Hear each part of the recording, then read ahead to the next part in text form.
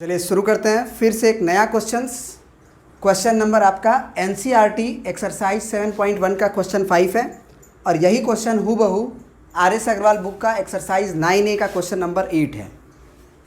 ठीक है, तो चलिए शुरू करते हैं। कह रहा है कि line L is bisector of angle A. Angle A कौन है, पहले देखो ध्यान से। एंगल ए ये पूरा है और लाइन एल तुम्हारा ये है।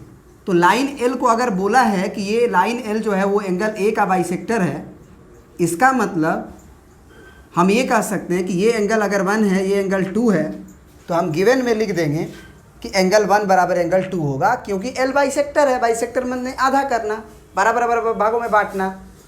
तो एंगल ए को बराबर बराबर भागों में बांट दिया, एंगल 1 बराबर एंगल 2 हो गया। फिर हम लिखे हैं, आगे लिखा हुआ है कि B P and B Q R perpendiculars from B to the arms of angle A. अब एंगल ए का आर्म्स किसे कहते हैं? तो देखो, कोई भी एंगल को बनाने के लिए दो हमको साइड चाहिए ना, तो एक ये आर्म्स है और एक ये आर्म्स है।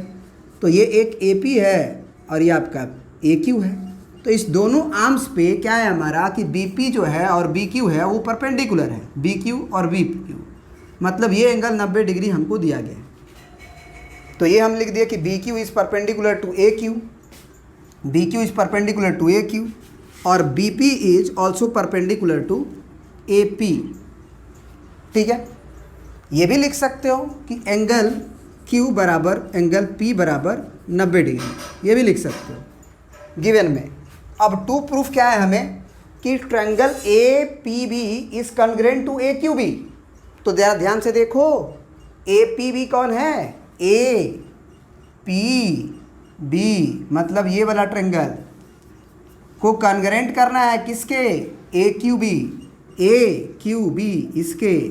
अरे वाह, क्या बात है, बहुत आसान है। अगर ये बातें प्रूफ करनी है, आप देखो ध्यान से, तो इसी से हिंट निकाल लेंगे कि हम क्या ए पी को ए क्यू के बराबर तो होगा, लेकिन क्या रीजन दे पाएंगे? क्योंकि ये ऑर्डरिंग सही लिखा होगा ना, बार बार आपको बता रहे हैं ऑर्डरिंग ये सही लिखा होगा। तो यहीं से हिंट निकालेंगे कि ए पी जो है वो ए क्यू के बराबर होगा, बी पी जो है वो क्यू बी के बराबर होगा, फर्स्ट लास्ट ए बी के बराबर होगा। तो इसमें से जो हम लिख सकते हैं सबसे पहले वो लिखेंगे। तो आप बताइए कि ए पी को आप ए क्यू के बराबर लिख सकते हैं? तो ए पी को देखते हैं, ए से पी है और ए से क्यू है, नहीं लिख सकते हैं, नहीं दिया गया है। फिर क्या पी बी को क्यू बी के बराबर लिख सकते हैं? देखते हैं, पी बी, तो ये आपका पी है, बी है, और ये आपका क्यू बी, नहीं, इसे भी हमको प्रूफ करना है। इसे भी हमें क्या करना है? प्रूफ करना है। देखिए ध्यान से, बी पी जो है वो बी क्यू के बराबर है, तो ये भी नहीं लिख सकते हैं, लेकिन ये लिख सकते हैं ए से बी की लंबाई क्या होगी? उधर वाला अगर पहला इधर तीसरा लिए हैं तो ए बी जो होगा वो उधर किसके बराबर होगा? ए बी के। कैसे? कॉमन, दोनों कॉमन हैं, ए बी बराबर ए बी, ए बी बराबर ए बी। अब यहाँ से हम कह सकते हैं कि ए बी बराबर ए बी है और एंगल 1 बराबर एंगल 2 भी हमको दिया है। ठीक है, कैसे? तो ये गिवन इन्फॉर्मेशन है, आप गिवन वाली बात को देख लीजिए, हमने बहुत अच्छे से लिखा है। बिकॉज एल बाइसेक्टर, और लिखना चाहते हो तो बिकॉज एल इज बाइसेक्टर। अब सुनो ध्यान से, और क्या लिख सकते हो? तो आप लिख सकते हो, अगर आप ऊपर की तरफ से लिख रहे हो, मान लो क्योंकि 1 लिखे हो, तो आप एंगल क्यू को लिखो कि एंगल क्यू जो होगा वो बराबर होगा एंगल पी के, और वो दोनों का दोनों 90 डिग्री। ये भी हमें गिवन है। ठीक है, चलिए, ये तीनों बात से दो एंगल एक साइड बराबर, तो एंगल साइड भी हो सकता है, एंगल साइड एंगल भी हो सकता है, देख लेते हैं। तो यहाँ पे तो भैया एंगल साइड होगा, क्योंकि एंगल 1 और एंगल क्यू के बाहर ये साइड है, ये साइड थोड़ी बराबर किए हो। ठीक है ना, तो हम क्या लिख देंगे भाई? Angle side congruency. ये सब रिजल्ट आप याद भी रखना, क्योंकि ये सब आगे जो है एज ए रिजल्ट मैंने यूज होता है। तो ये कौन सा ट्रायंगल कॉन्ग्रुएंट हो गया जो हमें प्रूफ करना है? तो ए पी बी।